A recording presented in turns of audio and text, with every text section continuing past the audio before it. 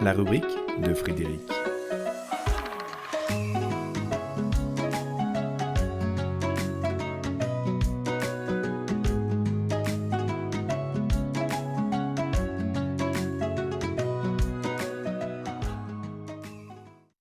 La raison de l'autre est toujours la meilleure.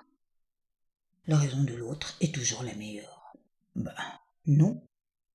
Si. La raison de l'autre est toujours la meilleure, y compris quand elle se trouve à quelques encablures de la nôtre. Pas toujours facile à admettre au regard de nos savoirs, de nos analyses, de nos conclusions, et donc de nos représentations. Mais rien de tel pour nous aider à sortir de nos raisons bien gardées que d'aller tenter de comprendre sur quels espaces de vérité s'inscrit la raison de l'autre. Rien de tel pour quitter le champ restreint de nos compréhensions, pour pénétrer ou chercher à pénétrer celui de l'autre, entendre son contexte, le percevoir dans l'intégralité de ses dimensions et voir comment celui-ci peut s'inscrire, comme le nôtre, dans de plus larges perspectives. Quelles sont les veines de sa pensée? Quels sont les états de sa personnalité? Quelles sont les vibrations de son émotionnel et les émanations multiples avec lesquelles sa raison nous parvient? Et quels sont les nôtres, qui constituent les filtres avec lesquels nous accueillons sa proposition? Quand la raison de l'autre n'entre pas dans les fréquences de notre raison, nous assistons à des interférences, à des brouillages qui viennent faire grésiller les lignes de communication, et c'est tant mieux, car la raison de l'autre est toujours la meilleure, pour venir interroger notre position quand elle diffère quelque peu de ce qui nous est devenu concevable. Sans cet autre qui vient nous confronter, nous ne réinterrogerions pas nos acquis. Pourtant, la raison que nous faisons nôtre provient de nos multiples héritages conscients ou inconscients. L'expérience nous apprend autant qu'elle nous enferme quand nous ne sommes plus en capacité d'accueillir une autre façon de penser, d'être, de fonctionner ou de réagir.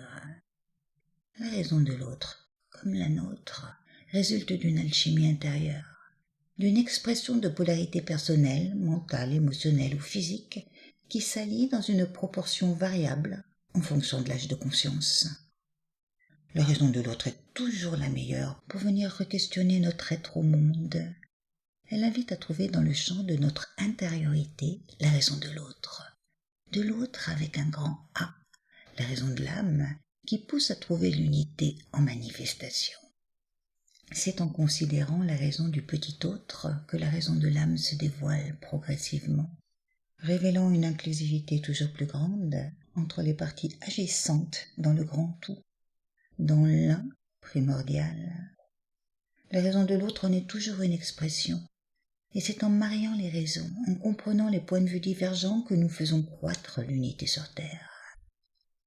Inutile d'installer des rapports de pouvoir car nous sommes des miroirs les uns des autres, et chacun n'est finalement qu'un miroitement de l'âme.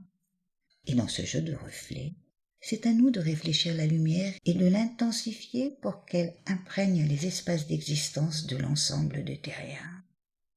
Se dire que l'autre a raison, c'est s'ouvrir à ce qu'il témoigne de son être en chemin. La raison de l'autre, la raison de l'âme, c'est de nous proposer à chaque instant une opportunité d'aimer.